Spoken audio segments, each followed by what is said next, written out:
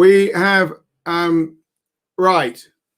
Okay, people out there at 8:15, I am extremely sorry. Noemie and myself have been talking to ourselves for 15 minutes, thinking we were broadcasting to you, the people. It's highly embarrassing. We think that we've been having a great conversation here when you're not there. So thank you, Alison, for asking the question. Are you having techie problems? Because we didn't know it, but we were. So we were not live. No, we weren't live. Okay. Okay, we were brilliant though, Noemie. I think we were We're prepared. We know where to go now. Yes, so we have to start again. Fantastic. Right.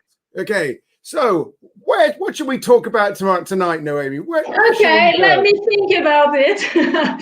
Well, I think considering the weather outside, it's getting dark, it's getting cold, it's raining. So I would suggest we go to a sunshiny, warm region. And I want to get you to the Basque country. Are you up for it? What a good idea.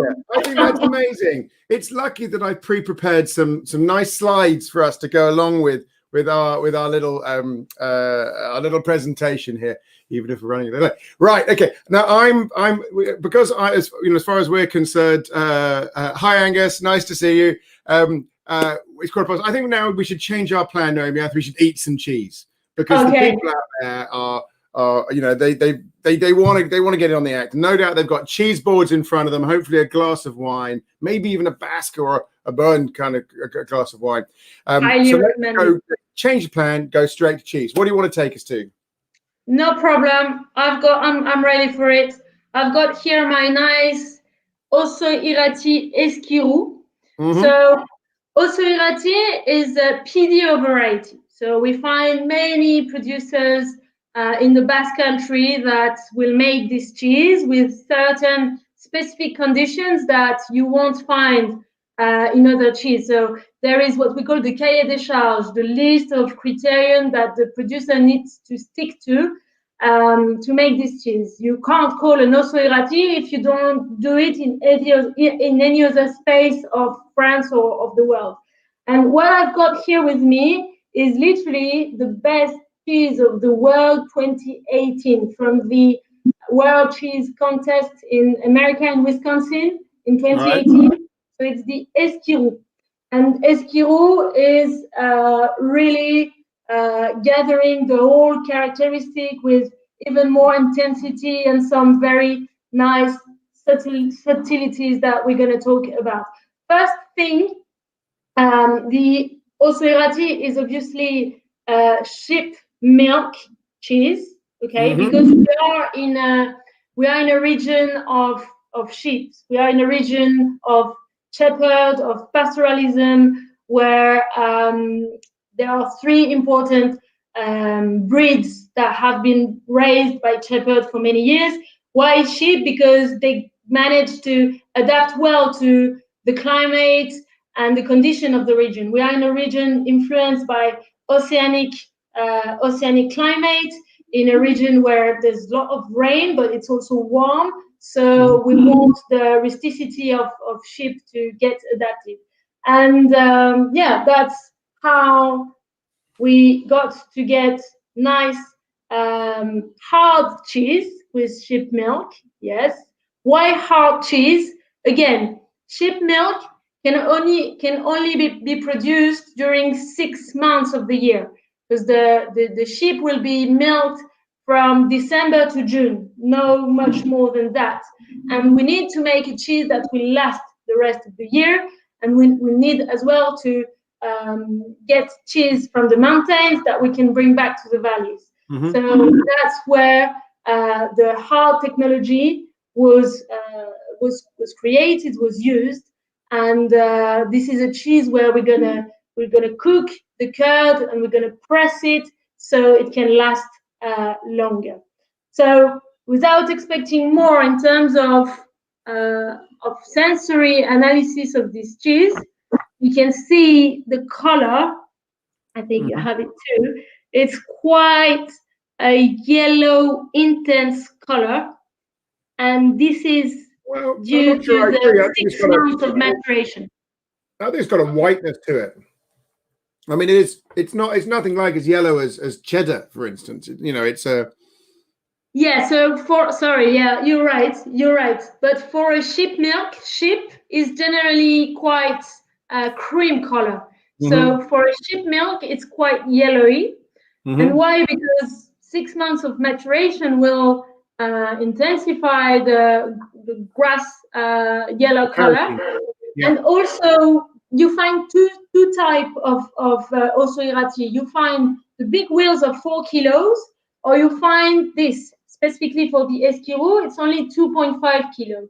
So by having a smaller wheel, we're gonna make the maturation more intense, and then the color more intense as well. And that's also why you can see almost brown color under the rind. Yeah, for me, it's an indication of a good quality Osorati is to get that brown, intense rind development, and it doesn't lock in the flavor. That would be too simplistic, but I feel that it's an indication that the flavor has arrived. I mean, sheep's milk, for my take, when it's young, can be quite dull. It's quite fatty. It's quite white. The flavors are. It really needs age to bring about the best it can be. Yeah, I agree. I absolutely agree. And actually, in the nose, as you smell the cheese, you can find this farmyardy, very strong sheep and sharp notes, can't you? You're also getting notes of dry hay, Yeah, and there's a bit of the milking parlor there too. yeah, yeah. And also, of course, the rind will be much more into cavey notes, into It's doing that mold. thing sometimes of a bit of fish. Yeah, as well. Yeah, Yeah, I, and I can feel fresh grass. Like yeah, fresh grass just recently cut.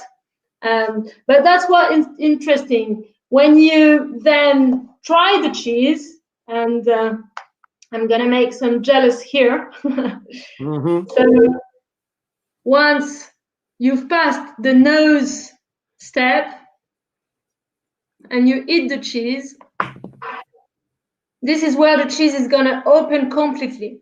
So on the palate, there is a sweetness that will make the intensity of the farmyard notes get lighter. And by chewing the cheese, you will release some aromatic notes, more like toasted universe. So I got some caramel, some chocolate. What were you saying? Roasted notes. Roasted notes. Okay. Yeah. Thank you. Yeah, caramel, chocolate. This cheese for me is pure chocolate. It's really into this rich, strong roasted character that you can find. Also, we are here in a cheese that's been produced 6 months earlier, so it's almost the best time to have this cheese, because we want a nice maturation to enhance the flavors, and by enhancing, they're gonna develop flavors more like fruity flavors, kind of ripened fruits, perhaps ripened peach or apricot. You will find it in older cheese. So tell me, what is a good age for a cheese like this? Where do you find it at? I have quite strong views about this, but I'll let you go first. For me, the 6 months are a critical time for the Osso Irati. Now, again, it will depend on what is the size of your cheese, what is the recipe. There are some regulation, but there's also the hand of the cheesemaker. Obviously, that will make the difference. But for me, an Osso Irati will start to get its identity after 6 months. When it's too young, I will get more of a raw sheep character rather than all the subtle flavors that we've mentioned. Another thing that you'll develop with 6 months is these crystals, this tyrosine or small peptide, small protein crystals, and that will give very slight crunchiness that you can't really get much before. I did a tasting on this with a different cheesemaker, and it was interesting. He had a pasteurized and an unpasteurized. Now, obviously, the conventional thing that you want to age a pasteurized cheese less long than an unpasteurized cheese. But what he was doing was washing the outside with, continually washing as part of the wash with a bacteria wash. So he was introducing a bacteria wash into the outside, and the unpasteurized cheese peaked at around 12 months. Sorry, the pasteurized cheese peaked around 12 months, and the unpasteurized cheese peaked at around 7 months. And the pasteurized cheese outperformed consistently in competition and that kind of thing. And I think it goes to show that the way that you introduce complexity by using a bacterial wash, they're bringing flavor in in a different method and produced a really interesting outcome. And as an Ossorati, it's one of the reasons I think it's such an amazing cheese. It's got other ways. It's got other ways of introducing flavor. Yeah, absolutely. And actually, it's good that you mentioned it, but because in Ossorati you have two styles. You have the dry brushing of the cheese. So in dry atmosphere, dry condition, which is the case of the esquirou, or you have the brine washing, where the brine washing actually, yeah. So it's the difference between brushing the cheese and washing the cheese. And that's obviously as well going to make a difference in the intensity of the heart of the cheese. Now I want to draw attention. I don't know if you can see that. Can you see an indent in that little corner of the top there? So the way that they mark these, the cheesemaker marks the cheeses, he has these little, I don't know what you would call them, medallions or brands, or so they press them into the top of the cheese when they're making the cheese. And the reason they do this, apart from to get a bit of brand action so people recognize and follow their cheese, but I'm right in saying, Noemie, that these cheeses will be matured not by the cheesemaker, but by some sort of affineur in one of the villages of the Pyrenees. And my understanding is in the old days, these cheesemakers would be up in the hills all the time. They don't have the environment. They're not, they're not static enough to take their cheeses with them. So a cousin or an aunt or somebody in the village would look after the cheeses and bring them on, get them to the age, and often sell them and then take it from there. Absolutely. And also because to do one of these cheese, you need 10 times the weight in liters. So a 2 kilo wheel is at least 20 liter of milk. If you want to do 100, 200 wheels, you will need lots of herds. So that's why the cooperative system is gathering milk, producing milk together, and then bringing it together from different herds to the affineur. And if you don't gather, if you don't cooperate, it's very hard to work out in this style of cheese and with sheep milk. So yeah, absolutely. And one thing you mentioned about the engraved logo, there's actually a slight difference between whether the cheese is a farmer cheese or if it's from the creamery, from the affineur. If it's a farmer cheese, so if it's made directly from the farm, you will have a full face of the sheep. But if it's from a creamery, it's just the profile of the sheep. So it's a way to know as well. Yeah. That is cool. Okay, I'll be checking my sheep's profile on all the cheeses from now on. Right. Yeah, so let's have a look at some of those sheep. We've got some images for us. Let's have a look at this. So for the people who want to know where we are in France. We can clearly see the Basque country in the bottom left-hand corner. It's the sort of French equivalent of Cornwall. And this is sort of closer look. I never thought about it like that, but let's say it's a kind of Cornwall. Yeah, so you can see very well the two capital, very emblematic city of the Basque Country in France, Biarritz and Bayonne. Bayonne, where the famous ham Bayonne is from. And also you have just in the feet of the Pyrenees, Saint-Jean-de-Pied-de-Port. Saint-Jean-Pied-de-Port is the actual starting point of Saint-Jacques-de-Compostelle path. So for religious people, it's a very important city. Actually, also Irati, the name comes from two areas. Comes from the Osso peak, Osso mountain, which is on the east side. So where you can see the Laro city is where the very close to there is the Osso peak on the Pyrenees mountain, and Irati refers to the Irati forest. And because there actually are different regions, we have the Pays Basque on the western side, and on the eastern side, it's the Béarn. And to gather the two regions, they created this name, so no one would feel excluded, and both regions will get the Osso Irati as part of their identity. Yeah, I'm a skeptic. I think that well, when I went there anyway, the people of the Vallée d'Osso were skeptical about those from Irati, and the people from Irati didn't really like the people from Osso. And I think this is kind of a marriage of two people who, you know, would prefer to live in separate houses. Exactly. But it's also what made this region and the Basque people so special, so unique.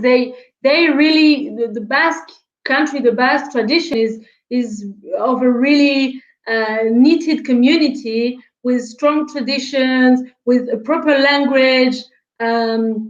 I mentioned the only word I know in Basque, but you can still find people talking just in Basque in this region. So there's a strong identity, and that's what makes it so special as well. And that's what we want, I think, to protect, because we want to keep these traditions.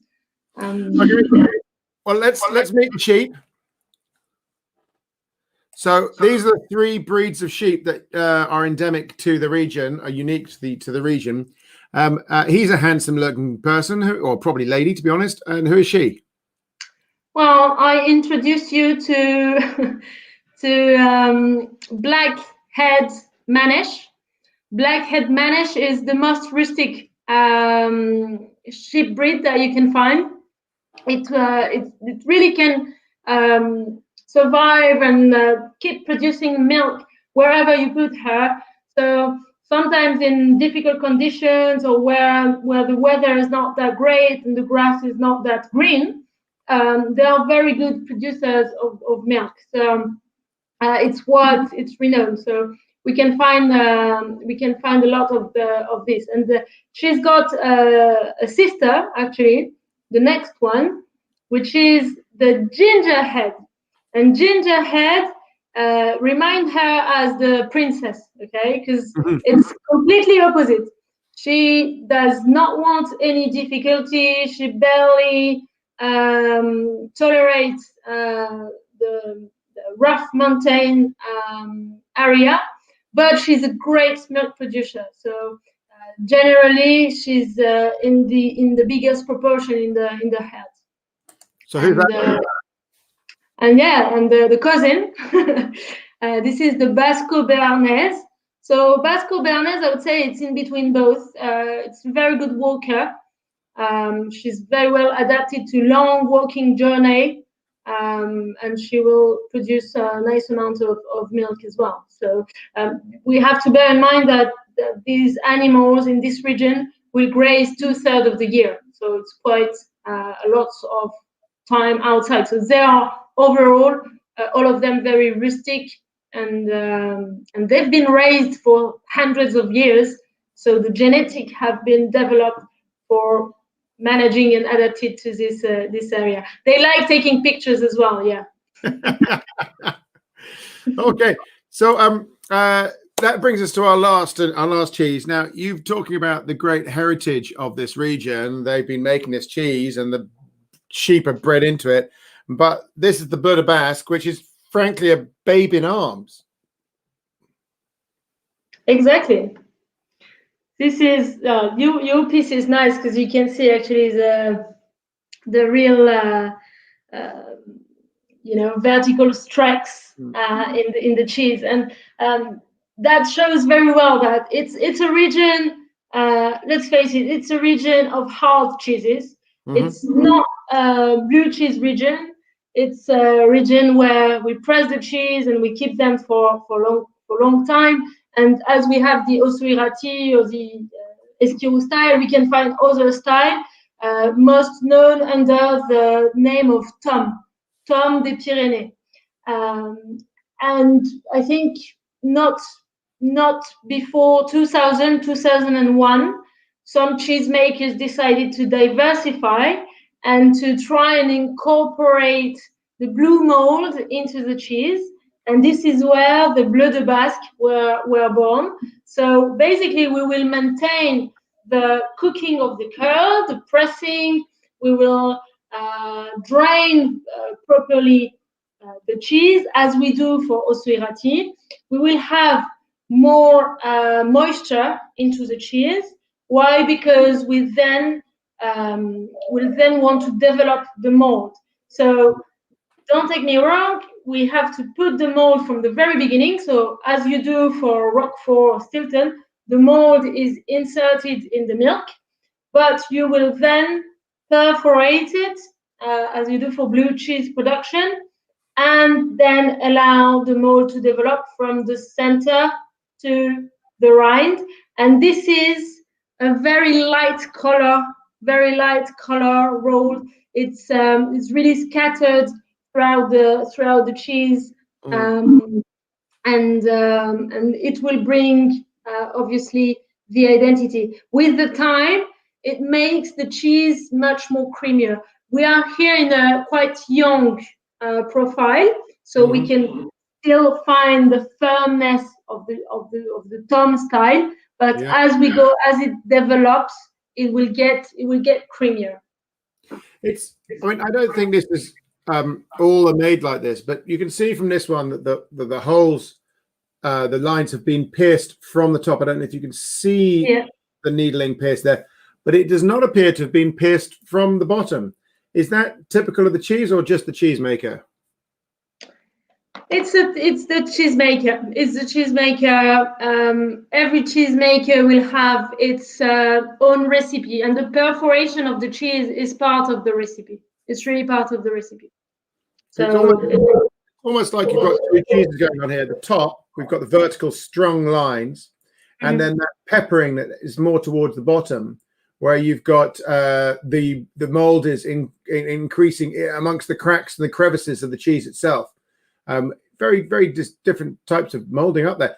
When I opened this today, the mold was not there. It was just a fraction paleness, and it had died right back. In just a couple of hours, and the mold springs back into life and comes into the cheese. So I'm guessing now, for reasons that are slightly disappointing, I'm on a no cheese week, which happens periodically.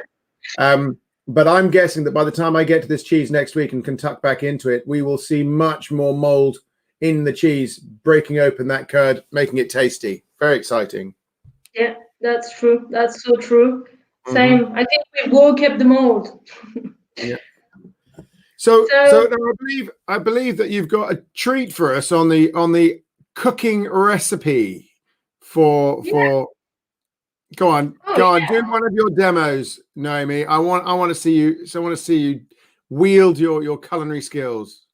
I think I'm very happy to find simple things to do with great ingredients. So that's my signature.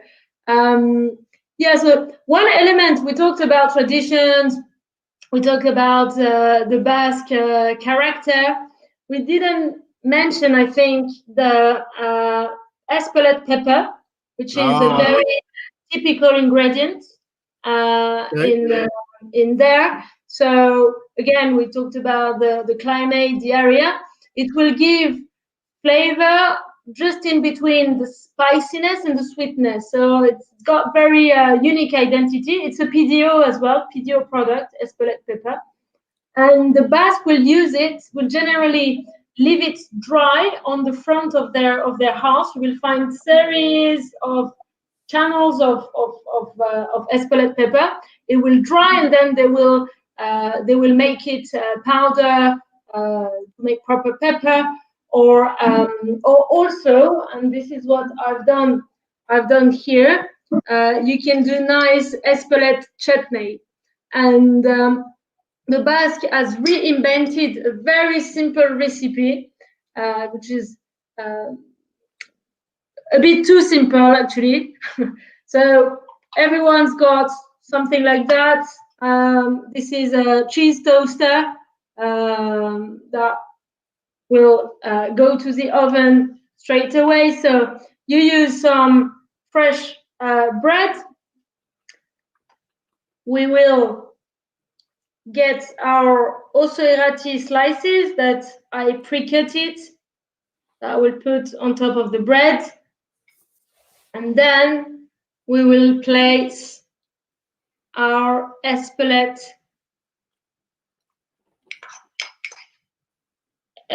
chutney on top of it.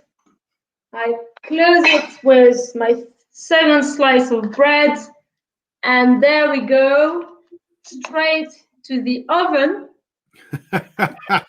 And as if by magic. And by magic, we get our nice croque Basque, which is the derivate, the Basque version of the croque monsieur. Ideally, we would have added some Bayonne ham. I didn't have with me.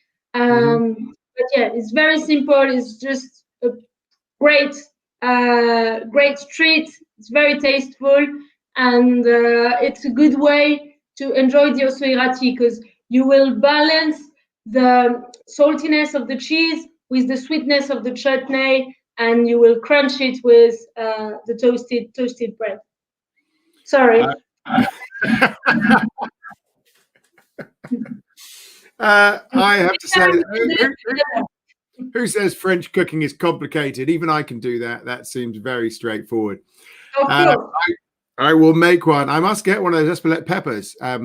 You say they're available in the UK? Espelette pepper, yeah, you can find in some very French gourmet stores. Okay. Yeah. Well, I'm gonna find some out. I always like a bit of experimentation. I think that we should recommend to everybody who's watching to head down to the Basque Pyrenees, and I've got the pronunciation of the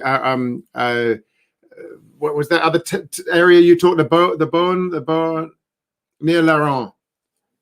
The Béarn. The Béarn. So that goes to show my pronunciation so awful. The Béarn. It's a lovely part of the world. I promise you'll find it absolutely gorgeous when the sun is out and the sun's crumbing across the hills.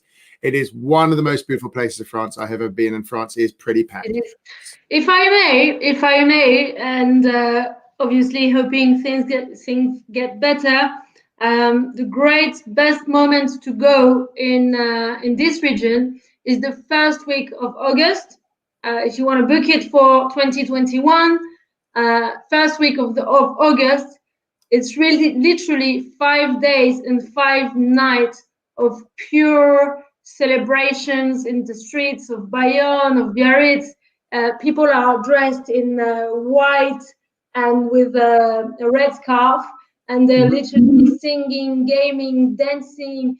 They have as well cabarets, a bit of alcohol as well to enjoy all of it. But it's called the Feria of Bayonne, or Feria of Basque Country, and it's really 5 days of discovery of the Basque tradition. You can also have the chance to play the pelote basque, which is kind of a historic tennis style game. Right. First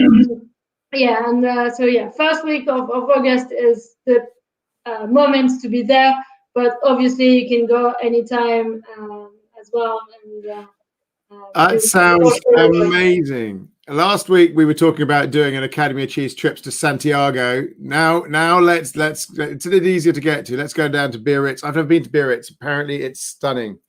So Noemie, Yes. thank you so much for coming on, even if we did have our false start. And thank you, the people watching, for staying with us while you were looking at a blank screen while we were gaily talking to ourselves, expecting everyone to find our little chat so amusing. So goodbye, and we will post. Agur. Okay, what's it? Agul. Agur.